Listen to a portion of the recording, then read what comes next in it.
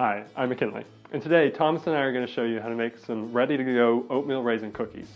Now I know what you're thinking, we might not have all the ingredients you would normally expect to be making oatmeal raisin cookies, but we're going to demonstrate that when you have an assorted element of ingredients, even if they're not all the ones you necessarily want, if you put them together in the proper process, you can make some great cookies that are ready to go and are especially useful for those college students who are on a really fast-paced lifestyle and don't always have time to run to the store.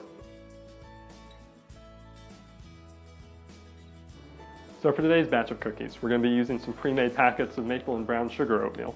Now 3 of these bring us to about a cup's worth of oats, and what we're estimating is that we'll get about 15 to 20 cookies out of this batch. Now in addition to the oats themselves, we'll be using simple ingredients: a stick of butter, single egg, flour, sugar, half teaspoon of vanilla, and then of course to top it all off, some good old raisins. Once this is all baked together, we're going to have some really great cookies made, and we're going to get to enjoy those here in a little bit. So the first thing we're going to need to do is we're going to have to take our stick of butter and put it into a bowl like this. And then we're going to stick it in the microwave for about 30 seconds so that it gets all softened up. And then once we take it out, we're going to stir in some more ingredients.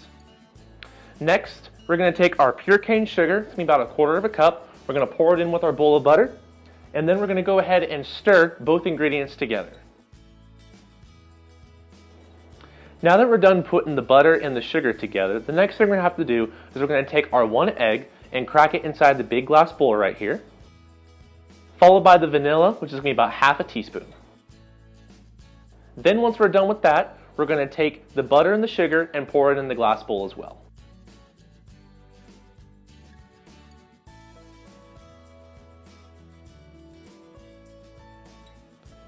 The next step, after we're done mixing those ingredients, is to take our oats, which would be about 1 cup, pour them into the bowl, followed by our flour.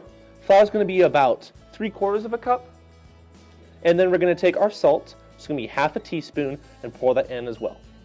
After we're done putting in those ingredients, we're going to stir again.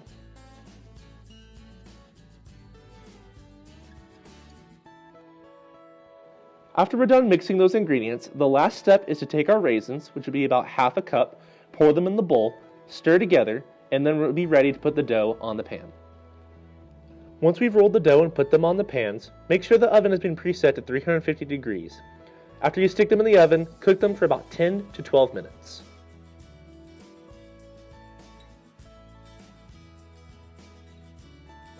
When the cookies are done baking, make sure to transfer them off of the sheets and onto wire racks to make sure that they cool accordingly.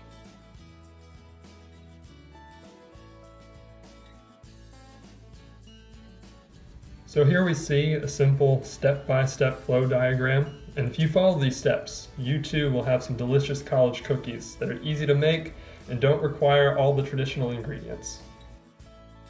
So thank you guys for watching our video. We hope you've had a good time learning how to bake these cookies. Signing off, I'm McKinley. I'm Thomas Weaver. Bon appetit. Bon appetit.